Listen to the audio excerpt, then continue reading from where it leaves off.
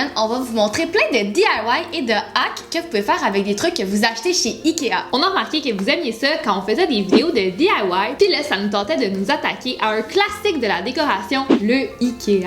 Vous allez voir, on a fait quelques DIY relativement simples, mais on a aussi acheté des trucs pour les utiliser complètement différemment de leur principale fonction normale, parce que c'est un peu ça notre fun au Ikea, en fait, chercher à patenter des petits trucs vraiment nice, mais qui coûteront pas cher. Donc si ça vous intéresse, restez à l'écoute parce que c'est parti. Donc notre premier hack, ça serait d'utiliser des unités de rangement de cuisine dans d'autres pièces de votre appartement. Le premier truc qu'on a trouvé qui nous a particulièrement intéressé, c'est cette petite chose ici. C'est pour accrocher sur ton comptoir de cuisine puis mettre tes fruits dedans. Mais nous, on a trouvé d'autres utilités qui seraient comme plus intéressantes que juste y mettre des fruits dedans. Parfois, on peut facilement accumuler des choses sur son bureau de travail, puis comme travailler dans un environnement avec plein de papier autour de soi, des fois ça gosse. Fait qu'on a trouvé une deuxième utilité pour ce petit bidule, ça serait de le mettre en dessous de votre bureau de travail pour y ranger vos papiers, vos étuis à crayon, vos carnets de notes, puis comme ça va vous libérer votre espace de bureau, puis vous allez pouvoir travailler dans un environnement sain et propre. Ça peut aussi vous donner un petit rangement supplémentaire en dessous de votre maquilleuse. Donc si vous vous maquillez par exemple sur une table, ben vous pouvez les glisser pouf en dessous de la table, puis y mettre vos accessoires pour vous friser ou vous défriser les cheveux. C'est le genre de truc on sait jamais vraiment où mettre ça, là. C'est tout le temps dans le chemin. Puis ça, c'est un bon truc quand on veut essayer d'être plus organisé, d'avoir une place pour chaque item qu'on a dans notre appartement. Là, vous avez plus de raison de vous laisser traîner, c'est juste en dessous de la table. En se promenant dans les rangées au Ikea, on a aussi trouvé ce petit panier-là qui originellement était une espèce d'accessoire pour un rack de cuisine industriel. Mais honnêtement, c'est cute là, tout seul. Ça peut vraiment servir de petite étagère que vous pouvez mettre partout dans votre maison. Tiens! Vous pouvez aussi mettre des fines herbes si c'est dans la cuisine. Puis ça, c'est quelque chose qui aurait pu se retrouver genre au Urban Outfitters, là. Donc nous, on l'a mis dans la cuisine, mais ça peut être full beau dans n'importe quelle pièce de la maison. Si vous avez genre un petit groupement de petits cactus, de petits succulents que vous voulez exposer tous ensemble, ça peut être vraiment une bonne manière. Donc, n'hésitez pas à aller un peu out of the box, là. Regardez des trucs qui, oui, sont brandés d'une certaine manière, mais que vous pourriez utiliser pour complètement autre chose. Toujours dans la même idée de donner une deuxième fonction à un objet, puis celui-là, on est quand même fiers. On se promenait sur le site du Urban Outfitters. Ils ont tellement des beaux cadres, puis des belles choses pour accrocher des affiches, dont les fameuses cintres. Et j'étais à ça d'en acheter un. À ça! Mais c'était environ 20$, puis je trouvais ça excessif. Je me suis vraiment dit, il me semble qu'on pourrait trouver une manière de le faire nous-mêmes. Donc on est allé dans la section des cintres et on a trouvé les porte-pantalons du Ikea, donc des cintres qui sont faites pour accrocher les pantalons, genre des grosses clips, qui étaient seulement 99 sous. Fait que là, on s'est dit qu'il y avait quelque chose à faire, là. Puis les Ikea sont forts là-dedans, là, faire des trucs super simples, tu sais, qui sont vraiment faciles à transformer. Si ça vous tente de faire comme nous et de repeinturer votre cintre rose gold, tout ce que vous avez à faire, c'est simplement recouvrir la surface de bois avec du tape pour la protéger lorsque vous allez peinturer votre cintre. Avec la canette de spray paint, vous allez bien la shaker et vous allez recouvrir le cintre des deux côtés pour que la peinture recouvre tout le métal. Ensuite, vous avez juste à enlever le tape. Et voilà, le cintre est genre magnifique là. Puis en plus, on s'entend là, ce cintre là, c'est vraiment une réplique quasi identique du cintre du Urban Outfitters à un prix ridicule là. Est-ce qu'on vous rappelle que c'était 99 sous? C'est limite gênant. C'est fou pareil. On affiche si importante sur un cintre à 1$. Mais j'ai fait moi-même. La prochaine chose dont on veut vous parler, c'est un autre DIY.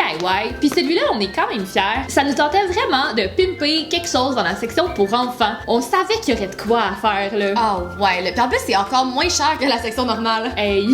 Fait qu'on se promenait dans les lumières pour enfants au Ikea, puis on est tombé sur ces nuages. Bon là, vous voyez la version pimpée. Mais au départ, c'était vraiment un nuage blanc, c'est une petite lumière, une veilleuse pour enfants. Fait que là, on voulait comme donner du style à notre nuage. On a acheté des lettres autocollantes, puis c'est important que ça soit des lettres sans relief, comme ça colle vraiment bien, ça épouse la forme du nuage. Donc les autocollants, on les a trouvés au Homer de Serre, puis c'est pas la première fois qu'on en achète, là, ça nous sert tout le temps, ces petites bébelles là. Mais ceux-là sont particulièrement beaux. Donc sur notre nuage, on est venu écrire Cloud9. C'est un petit clin d'œil à l'expression I'm on Cloud9. On trouvait ça cute.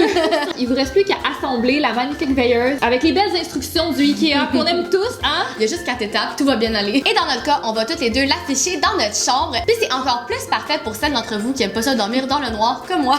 Ça vous fait une super belle veilleuse, mais comme pas d'enfant de 4 ans, tu sais. Ensuite, toujours dans la section de la cuisine, on a trouvé ce super beau support à bouteille de vin. 1, 2, 3. Wow! Ça, on va le préciser, c'est pas mal l'objet le plus cher qu'on a de toute la vidéo qui était 14,99. On s'est lâché loose sur celui-là. On le trouvait vraiment beau. Par contre, ni un ni l'autre, on avait une collection de bouteilles assez grosse pour l'utiliser comme porte-bouteille. Malgré le fait qu'on boit beaucoup de bouteilles de vin, d'habitude on les accumule pas. Et avec un peu de réflexion, on s'est rendu compte que ce rack ferait un excellent rack à journaux et à magazines. Tu sais, les magazines, c'est comme top de s'en débarrasser, tu veux toujours les feuilleter, mais des fois tu sais plus où les ranger. Tu sais, ça s'accumule dans une pile sur comme le coin de la table à salon. Puis là, ça devient 2 piles. Fait que là, avec ce rack-là, ce qui est cool, c'est que vous pouvez juste comme les rouler puis les rentrer dans chaque trou. Puis en même temps, ça fait un super cool objet de décoration. Vos magazines sont tous exposés, vous les avez à portée de main. Ils traînent plus sur la table du salon. Puis ça, c'est vraiment aussi le genre de choses dans des boutiques comme le Urban Outfitters. Ils vont vous vendre ça, la peau des fesses, là. Mais moi, dans la vie, je suis souvent prête à payer cher pour des trucs que j'aime. Mais s'il y a une chose que j'aime pas, c'est payer cher pour quelque chose qui en vaut pas la peine. On l'a trouvé à 14,99. Pourquoi est-ce qu'on l'achèterait 80$? Le Ikea, c'est aussi un bon endroit pour s'acheter de la vaisselle vraiment pas chère. Ils en ont tout plein. Par contre, je trouve que la majorité de la vaisselle puis des choses qu'on trouve au Ikea, c'est relativement de base. Donc c'est très simple. Puis des fois, c'est ça qu'on a envie, mais c'est aussi super facile de venir y ajouter des petits détails. Par exemple, nous, on a trouvé ces espèces de grosses bouteilles qui peuvent aussi s'utiliser comme un vase. Puis on est venu les décorer avec un détail doré. Tout simplement, on est venu avec un Sharpie doré et on est venu dessiner directement sur le verre. Dans mon cas, je suis venue faire une petite bordure en haut du verre, mais moi, je vais pas l'utiliser comme verre, je vais l'utiliser comme vase. Je trouve que la forme est géniale pour ça, puis c'est encore mieux pour des plantes séchées. Par exemple, moi, je vais venir y mettre de l'eucalyptus puis des petites fleurs blanches. Moi, ça fait longtemps que je me cherchais un récipient à eau pour laisser dans mon frigo. J'ai ajouté des petits points dorés. Donc, ça rajoute un petit quelque chose, ça la rend plus mignonne. Nous, on n'a pas trouvé ça nécessaire, mais si vous préférez, vous pouvez aussi mettre votre bouteille de verre au four pendant à peu près 30 minutes pour pouvoir comme sceller le Sharpie dessus. Nos deux bouteilles, ils me font penser à pas mal de choses qu'on peut retrouver au Indigo, qui est encore une boutique assez hors de prix, là. C'est vraiment un DIY économique, là. Ça vous a rien coûté. Vous avez vraiment des vases et des bouteilles personnalisées. C'est ça qui est cool, là. Vous pouvez mettre ce que vous voulez dessus, là. Ensuite, notre prochaine idée est quand même assez simple et même un petit peu trendy en ce moment et de plus en plus populaire. Mais on tenait quand même vraiment à vous la présenter parce que c'est quelque chose qu'on fait depuis un moment chez nous. Donc, l'idée, surtout si vous avez pas beaucoup d'espace de rangement dans vos cuisines, c'est de se faire un garde-manger ouvert en étiquetant ses aliments. On a vraiment des petites cuisines, puis les boîtes, les sacs, ça s'accumule facilement dans le garde-manger. Il y a pas de place pour ça dans nos armoires. Vraiment pas. Non. Fait que des fois, ça fait du bien de comme juste vider les boîtes, vider les sacs et les mettre dans des pots maçons que vous pouvez laisser sur vos étagères à portée de main. Et on trouve que les pots maçons du Ikea sont vraiment géniaux. En fait, ils sont énormes et vraiment pas chers. Fait que vous pouvez ranger une grande quantité d'aliments dedans, que ce soit du sucre, de la farine, de la cassonade ou même des macaronis. Moi, je mets aussi la bouffe à chat là-dedans. Oui. Là. Faut juste pas se tromper entre les céréales puis la bouffe à chat. C'est pour ça que c'est bien que ça soit identifié. Et on est venu étiqueter chaque pot maçon avec cette étiquetteuse. Je l'avais trouvée il y a à peu près un an sur Amazon. Donc c'est vraiment pas compliqué à utiliser. Vous tournez la roulette, vous écrivez ce que vous voulez et vous étiquetez vos pots maçons. Ça donne vraiment un petit look à la cuisine. Ça fait très Tumblr. C'est vraiment pas long à faire, mais la petite différence que ça ajoute vaut la peine, je trouve. Là. Finalement, la dernière chose dont on veut vous parler, c'est de ce paquet de napperons-là. Donc ça vient en paquet de 4. Puis on trouvait que ces espèces de plaques de liège, c'était un beau canevas. C'était facile genre à transformer. Fait que ce qu'on a fait, c'est qu'on est venu peinturer dessus des mots en lien avec la nourriture, des trucs qu'on trouvait drôles. On est de même. Dans notre cas, pour se faciliter la tâche, on est venu avec un stencil qu'on a trouvé chez Omer de Serre pour pouvoir former des lettres égales sur chaque napperon. Mais bien sûr, si vous vous sentez artistique, vous pouvez y aller à main libre.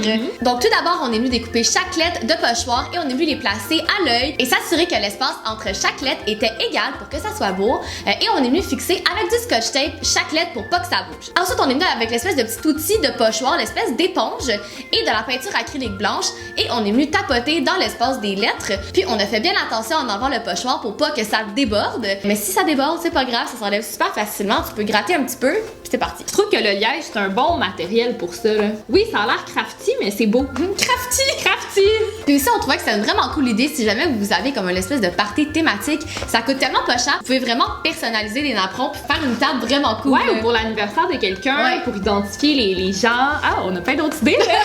Donc, et voilà, c'est conclut notre vidéo sur plusieurs DIY et hacks Ikea. On est pas mal fiers des trucs auxquels on est arrivé. C'est toutes des choses, encore une fois, qui vont se retrouver dans nos appartements. On commence à en avoir des affaires, mais c'est pas grave. On les aime trop, fait qu'ils sont comme partout. Il y a comme des DIY partout chez nous. Dites-nous dans les commentaires si vous avez un DIY/hack que vous avez préféré ou s'il y en a un que vous pensez recréer bientôt. Et si vous voulez voir encore plus de DIY sur notre chaîne, n'hésitez pas à mettre un like à la vidéo. Et nous, on se dit à vendredi prochain pour une prochaine vidéo. Bye!